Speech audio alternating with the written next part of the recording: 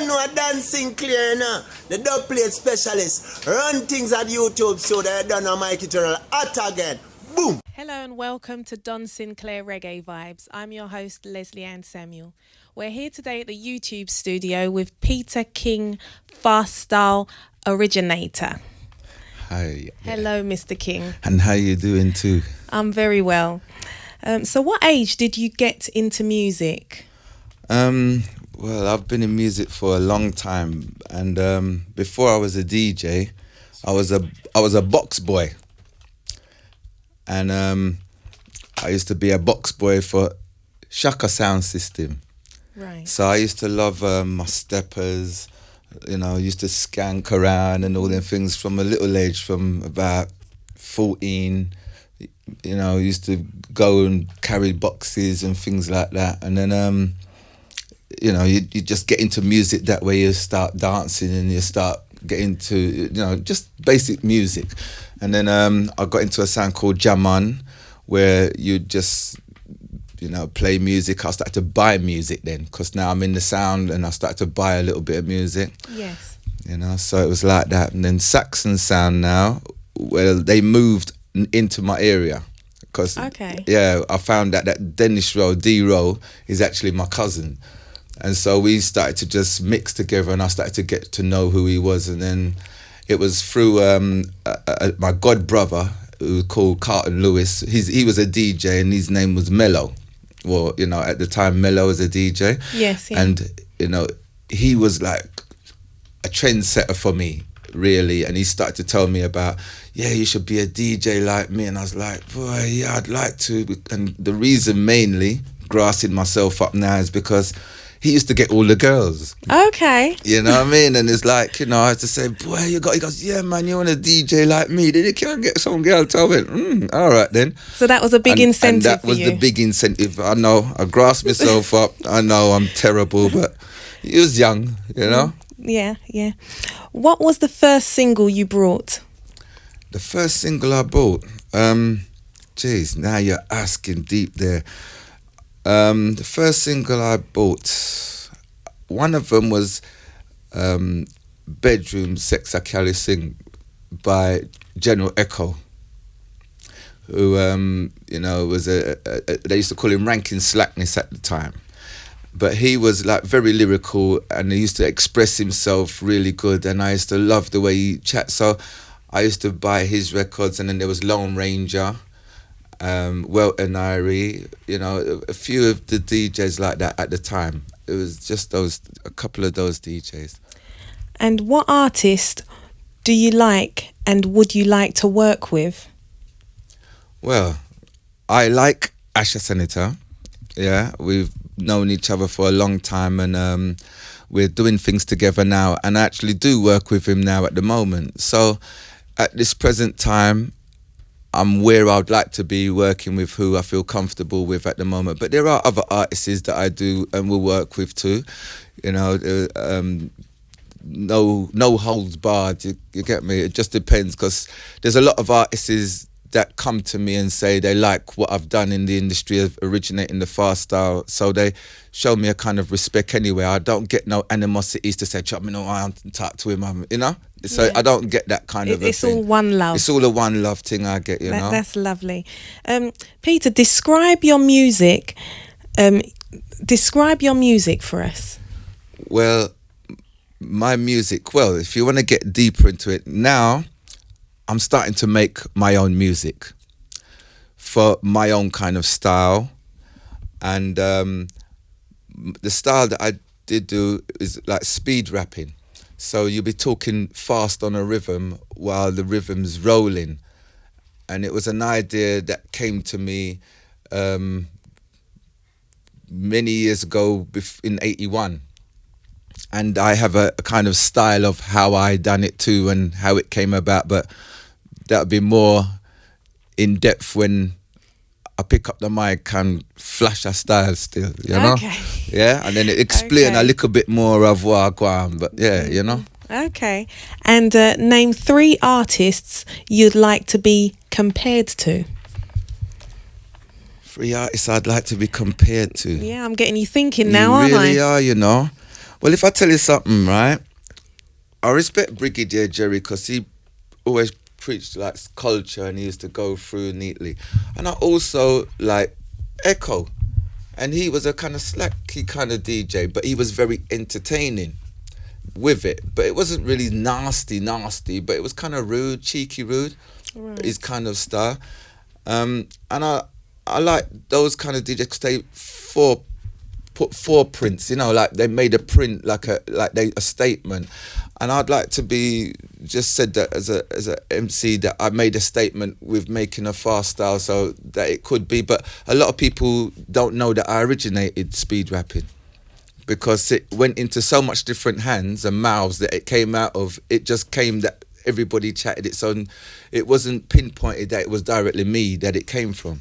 Right. So you are the originator. Yes. Right. No matter what them want say, no matter who, and if anything comes to me, I may see it settle a matter, you know. Professionally, what's your goal?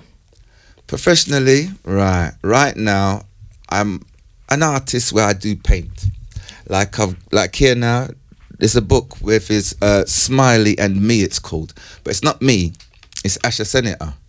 So it's a book about Smiley and Asher's life together. But I done the artwork, which is painted in oil and canvas. That's not a picture taken, that's my art. My hand, this one here did that. Right. Yeah, right. And It's very good. Thank you. And yeah, it's got stories in there of what, you know, we done, you know, together, and, you know, so it's one of the things that we're doing. And I'm building rhythm tracks, as I said. So one of my goals is to get my rhythms out there, yeah, and have other artists on them too, because I think when people hear certain of the tracks that I'm doing, they're different. They're not basic standard, they're different. They've got a different kind of a feel to it. Okay. If you could go back in time, what would you do differently? My gosh, you know what? I would like to somehow make it be known that the fast style is mine originally. And anyone who chat it, even if I get 1 pence, you know, I'll be a millionaire today. Well, you know what? They are inventing a time machine. Yeah? They really are. I wonder if we could have take back 2 great too, you know? Describe a real life situation that inspired you. A real life situation that inspired me. From the beginning, well, as I said, Mello inspired me to be a DJ. And I can't forget that fact, because if it wasn't for him, I wouldn't have done this now today. And he's in America now, and I hope he can listen and know that I'd never forget that he actually pulled me up and, you know, put me in the position where I could get a chance to express myself. Apart from that, the late Smiley Culture, who's passed now, and Asher Senator pulled me up again out of the depths when I stopped chatting to go into like fashion, to get my voice properly heard, you know.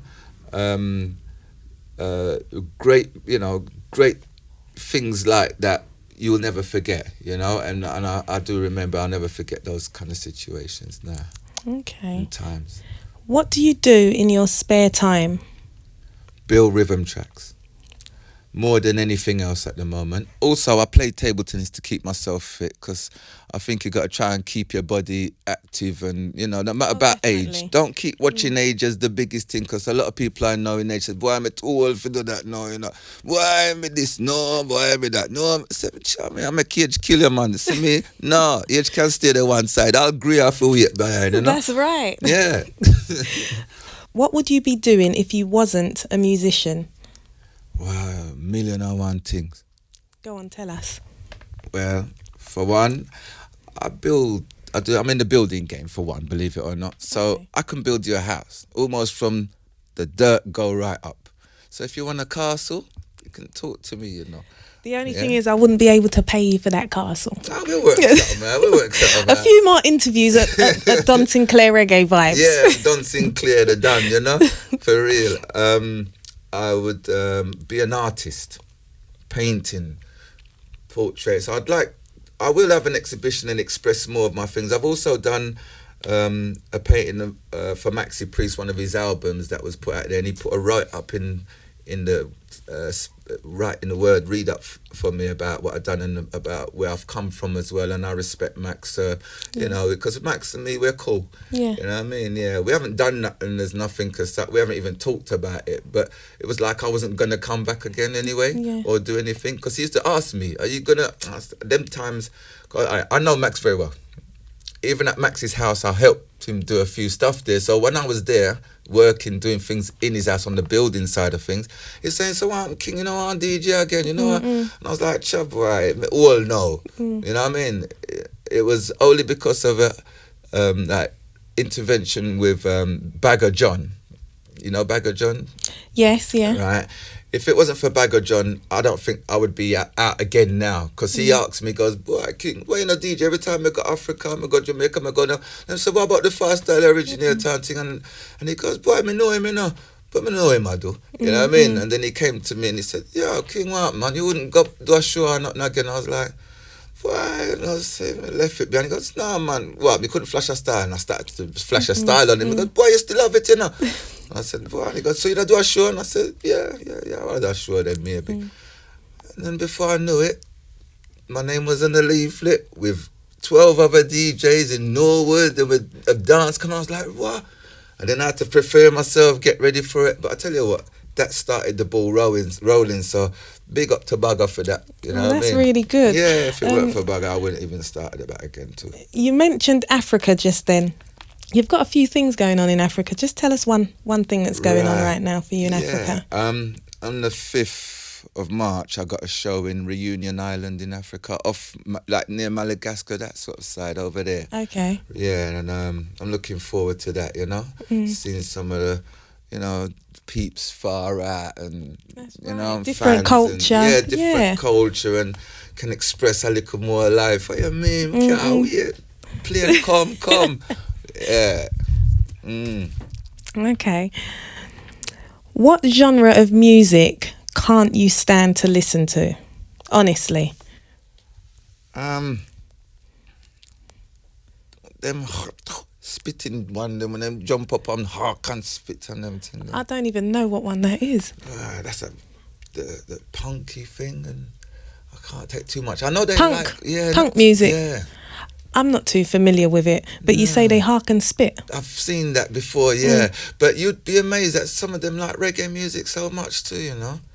Yeah. Well, I should hope so. It's just that I could never agree with the spitting business, you know. I'm not even familiar. Yeah, well, there again, it was then. Maybe they don't do it no more because of hygiene, you know. Maybe. So when was the last time you saw this? Jeez, when I was doing this fast style. One time, there was this club, and I can't remember what it was, and it was up.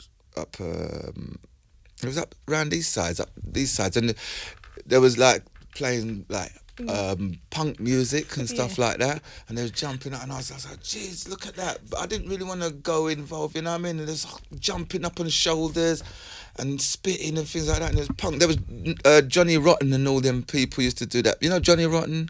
You heard of him? I'm not actually familiar with that name. I'm sorry. Okay, well Johnny Rotten, and there's some. I think even Sting might have come from that gender. Okay, so what else can we expect from you in the future?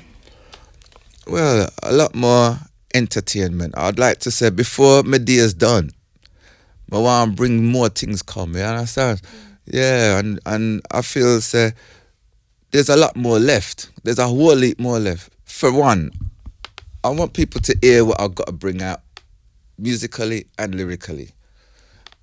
Artically, there's a lot more to come as well. If I could combine everything together, it'd be great. What I'd like to do, maybe I'm going to give people ideas, is as a DJ play. Okay. So like you could DJ on the stage and then someone walks in, but it's all done lyrically. That sounds really good. Yeah, now pirates, like they take everything from me. Well, here and probably want to come and do it. Because hold on there, you have something there, you know. But it's something that all me and Ash already done thinking about already, so well on there. Well, that sounds really good. And someone just may take that idea. You see? Okay. What are your fondest musical memories in your house, in your neighbourhood or in your town? Okay, fondest musical memories. Okay. I still remember when I chat the fast style first in Saxon. It was in a dance in Broccoli. And I remember that moment because it was the first time I chatted. And at that time, no one used to chat fast. So it was taking a chance on it. And when I did it, and the reception I got in the dance was fantastic. It was such. It made me say, yeah, you know, because at the time Levi was the DJ. He's got a sweet voice, you know, and it was, you know, it was the DJ for the area, right? And Levi was before me DJing anyway. So Levi, I used to go and listen to Levi and say, boy, yeah, my mother, come with you, you know, Levi, one bulla style, because Mello was DJing on Saxon with Mello at the time. There was Dirty Desi and Ranking Coley at the time, yeah? So it was a more like a family DJ setup where you could DJ about you or talk about someone round the corner or something like that. When you're being original, we wasn't just copying the Yardie DJs when they came with things. We started to bring our own feel of things into things. Okay. And, yeah. So. Do you get nervous before a performance? Not really, you know. I thought I would, but not really. I thought, honestly, when I see crowd now, I'm going to go. But nah, when I see crowd, I go, all right then. You know what I mean? I go, hello, crowd. I just want to, yeah, I just, nah. You wile them up. Yeah, I like crowd, man. Nah. I've always been a chatter anyway, so nah, I'm never afraid of people. Nah, I'm not frightened of nobody. No, our crowd, no. Unless they're running over me, then I would run, you know. Pick up my foot, I run them. You know, me have a little sense. How do you handle mistakes during a performance? I just poop. Nah, nah, all right then. Hear what I do now. Okay, you heard it here first. Yeah, you hear it here first, yeah, right. Nah, what I do is I go.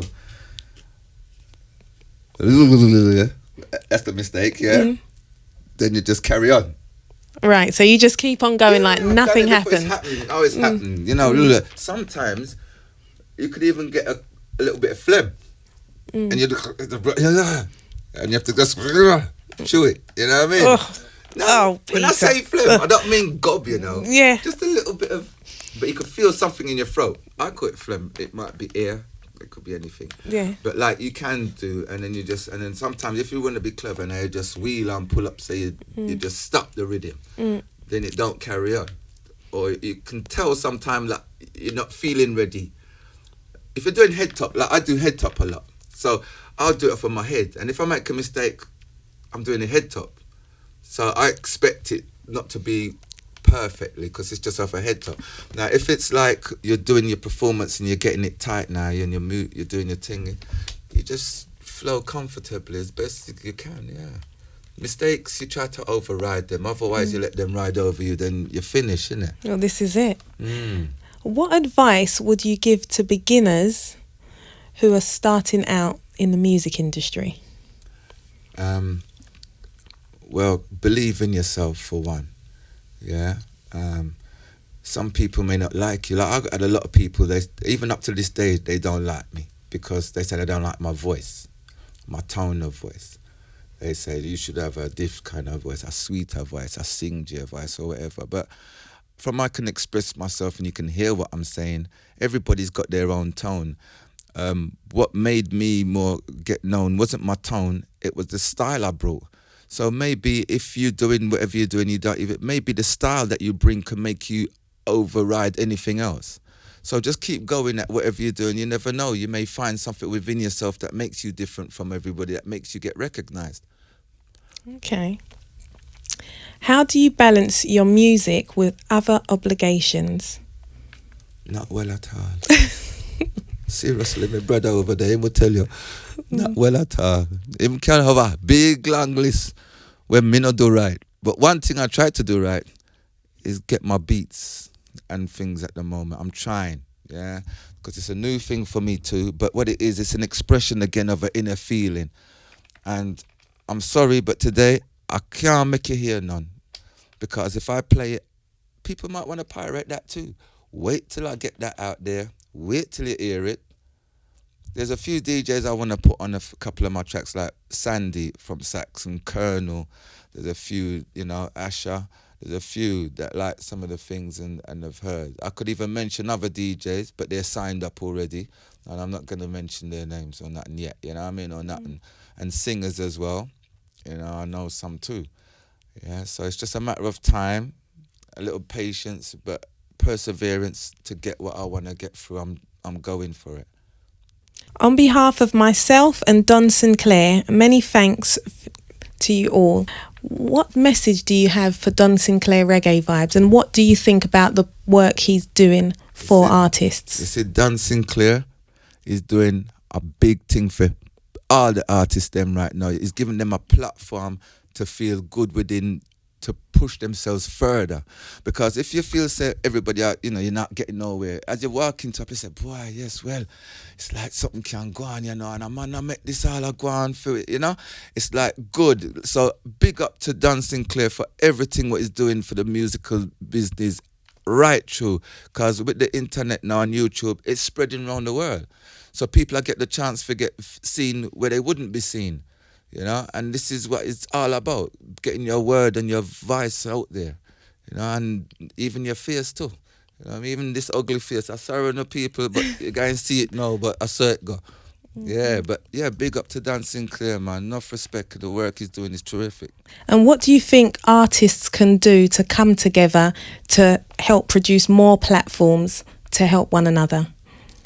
Well, to be honest with you, I think it's hard in England for some reason for the unity and unification of artists to really, gel together.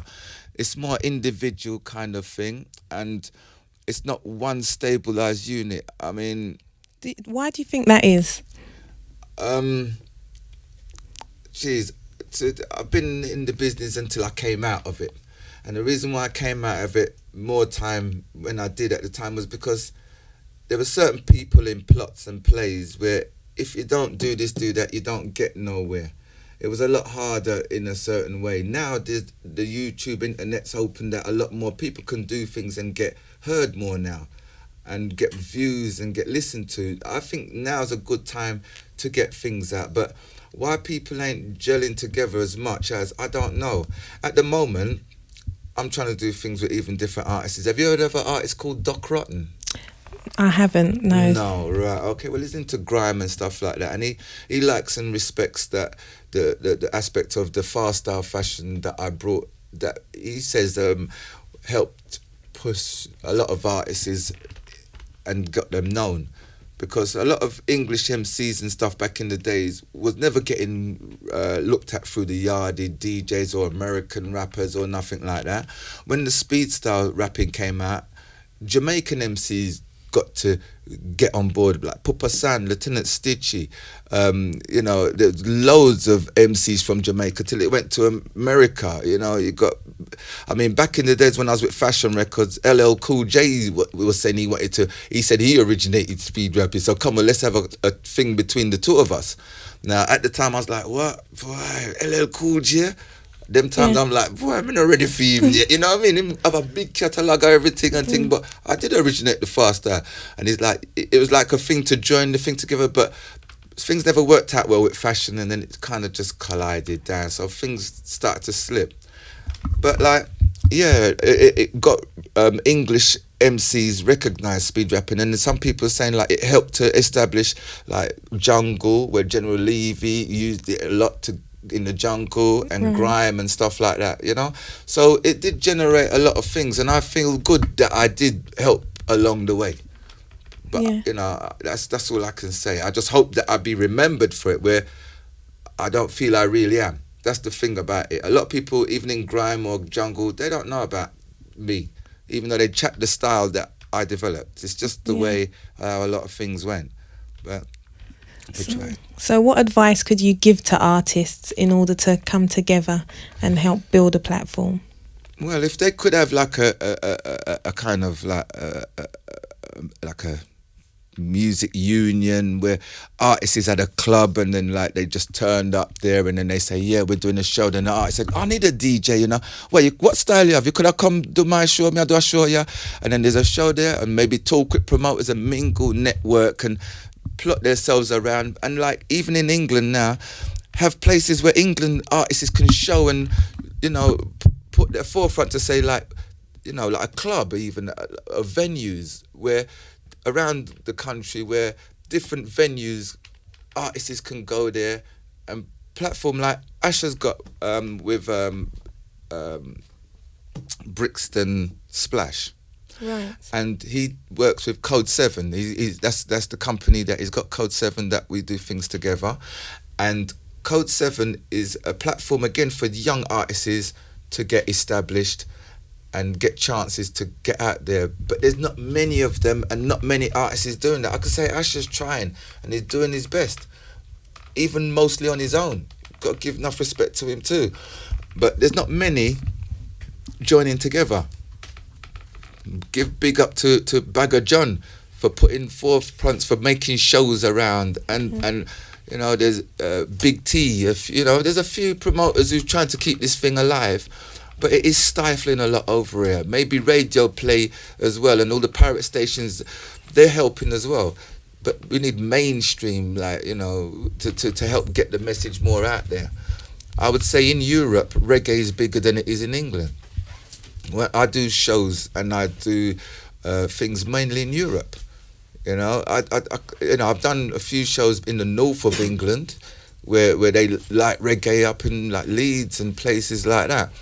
And in London, there's not so much of energy in the centre where it should be, I believe. You know, I come from around the centre of town, you know, but there's not a lot. And I don't think, back in the days, I don't think a lot of my generation did a lot to keep it live. It was all a selfish matter kind of thing. No, everybody wanted to be the boss. Everybody wanted to be the DJ. Everybody wanted to... It wasn't really joined together. Saxon had a world of entertainers together that could have been a platform and took it from there. But it never went that way. It was too individualised amongst Saxon. That's why it didn't go that way. Okay, It could have been like a Motown, couldn't it? If you think like Maxi Priest came from there, Tipper Irie, Smiley Coach, Ashton and me, Levi, you know, Sandy, Rusty, Colonel. There's a lot of them came Roger from there. Robin, yeah. And it's amazing. And I'm going to have to close now. Now, okay. Thank you for watching Don Sinclair Reggae Vibes. Peace. I'm your host, Leslie Ann Samuel. Love.